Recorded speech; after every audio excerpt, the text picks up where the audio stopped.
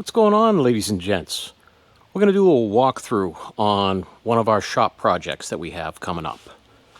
This is our 71 C10.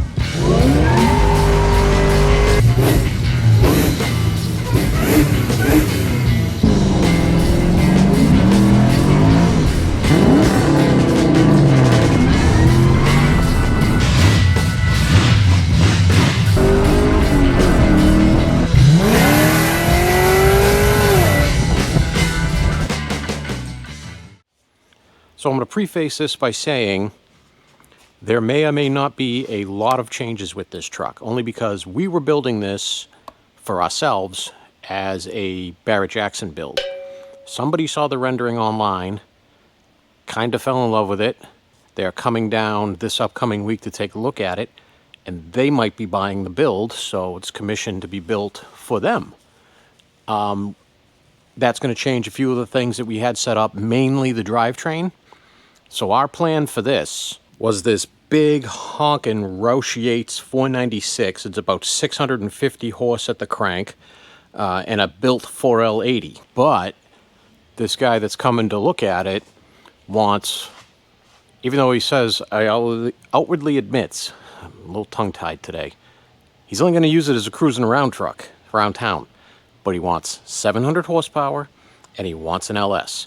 So it's either getting that big block, or we did some looking, and his best bet would be Blueprint Engines has LS3 forged bottom end cam Magnuson blower 4L80 built 4L80 with a 3000 stall converter and front accessory drive, Holley Terminator X Max, pedal, you know, everything comes with everything. It's like 32 grand. But that's a complete drivetrain, engine management, everything you need to put it in, which kind of insane deal. Because if you look at like trying to buy an LT4 motor right now, a new LT4 motor is almost 20 grand. Then you're going to buy accessories, engine management, transmission, all that stuff. You'll be over the 32 grand by the time you do all that. Plus, Blueprint gives you a 30-month, 50,000 mile warranty on all that. It's pretty nuts. So it's going to be one of those two engines going in here, depending on whether or not this guy decides he wants to buy it or not. But let's go over some of the stuff on the truck, and I'll show you some of the features and parts that we're going to use on it. So we'll start with the suspension and the frame. As you can see, it doesn't look like a stock frame, but it is. So this is a almost fully boxed, I'll show you in the front where the boxing stops, stock frame, complete with a big weld-in X crossmember for extra stiffening. It is using a no-limit fat bar rear setup with a 9-inch and coilovers and panhard bar. We're on decent brakes. They're not big Willwards, but they're decent brakes. The front end is actually on a full Ride Tech strong arm setup.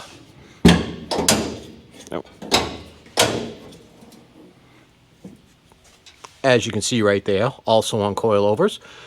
These are currently the mounts for the LS. They had the big block mounts in it, but we pulled them out because the guy wanted to do LS, but we are now holding off until he is 100% ready to go. But you can see up here the boxing stops right before where the front control arms mount, because everything for the strong arm system has to mount through the frame like that. Smoothed the firewall. Any holes we weren't needing got smoothed. The only two bolts that I'll have coming through the firewall are those two stainless button heads right there, and those are to hold my Vintage Air evaporator case in there. We have March hood hinges, which are very nice. We used them on the gray step side. They're great. Have a ton of adjustability in them, so I'm very happy with those. What else up here? It's got all new steering and everything. It's stock style box still. We're not doing rack and pinion or anything like that on this one. And then let's move, I guess, to the hood. So we have an all-steel cowl hood, so that's on here as well. Let's take a look at the inside. Before we get to the inside, in one of my other videos, you saw me install these. These are our Mustang, 15 and up Mustang mirrors that Jason at Veneta Fab makes. Super like these things. We've used them on one build before. We got ours with power mirror stuff intact and the side directional, so all that's going to be wired in. We'll take a look at the inside. So we have Trick Manufacturing door latches. So these things close awesome and open awesome, like a brand new car. We got most of my mock-up stuff. I had to get mocked up in here. We got our Vintage Air AC ports in it.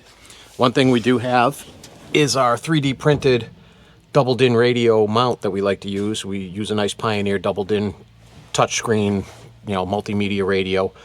The only bad part is it gets rid of where Vintage Air would put the center vent up here. So we're going to get one that mounts down here underneath, because your climate control will go here. Key goes here. We're not sure if we're going to do regular turn key or push button yet. And this is where your cigarette lighter would go, but when we use these multimedia radios, I usually use an auxiliary port. Told you, tongue-tied today. Auxiliary port / USB port that goes right into the radio, so you have a connection port through there. That's our Vintage Air all mounted in there and ready to go, so I could make sure that was all going to fit. And then we've got these TMI seats. Don't mind that tailgate strap. I haven't put that in yet. So I love these things. These have been sitting in storage. We got them with another job, another truck that we built, or bought. And they've been sitting in storage waiting for something to go for it. I love this pattern on the black. I love this brown leather. They're super comfortable. Bolt right into the factory mounts and everything with TMI's seat brackets. And I think these are going to go good with this truck for a couple reasons. We're doing a two-tone paint job on this. Your classic C10 two-tone, where from this line down, it's going to be one color. From this line up, it's going to be another color. And then if you know these trucks, you have trim that goes from the front to the back over the wheel wells that separates those two colors. So from here down, we're doing white, which a lot of people do. It's just a really good look on these trucks. From here up, we are going to do Ford Shelter Green. It is a beautiful green pearl color. Comes on a lot of the Raptors, and I think the new Ford Rangers. I'm not sure if the new Broncos have it or not, but I know I've seen it a lot on the Raptors, and it's beautiful. And I think that green is going to look awesome contrast by these seats, because we're going to get TMI full door panels, same pattern type stuff, same for the dash pad, because this dash will be painted the same color as the body. But this dash pad, we might, you can get the half pad that covers to here, or you can get the one that goes all the way up, but this whole dash is going to be the Shelter Green as well. Super. I think that contrast, those two colors are going to look amazing, and I can't wait to see this thing painted. And of course my phone's ringing. I'll be right back. All right, we're back. When Mom calls, you answer. Just know that. Nothing special back here. We do have LS Fab makes a soft fall on this, which works really good. I would show you how it works, except we're really close to the Chevelle right now, so I'm not going to drop it down all the way. But it drops it down nice and soft and easy. So that's in there. And then these, if you looked at one of my other shorts, these are Lumacraft tail lights. We also got these from Veneta Fab. They are sequential. They're awesome. They're expensive, but they're awesome. We did these on McDreamy. So when you hit your brakes, they just come on normal for parking lights. When you hit your brakes, it sequentials up. When you let go of your brakes, it sequentials back down. When you put your directional on, it just constantly sequentials up. They're really cool looking. I love them. Obviously, there's no provision for a reverse light, so if you need a reverse light, you're going to have to add one in somewhere else. Don't need it for this truck. We're not building it to be street legal, but these are just really nice. So under here, you can see we've got our coilovers here. They're RideTech coilovers. This is our fuel tank. So this is not a internal sender fuel tank. It has a return and a supply port over there. So it'll be an externally mounted pump. We may change that now if we're doing the blown LS3. We are most likely going to be doing, you can do it one of two ways. You can either do a regular return system, boost reference, of course, with a boost reference regulator, or you can just do like a Boyd's tank or whatever with a pulse width modulator, like CTSV fuel pump with a VaporWorks control module on it.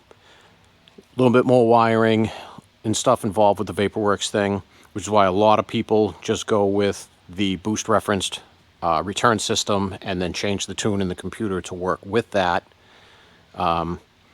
But, oh, actually, shoot, that's with a factory computer.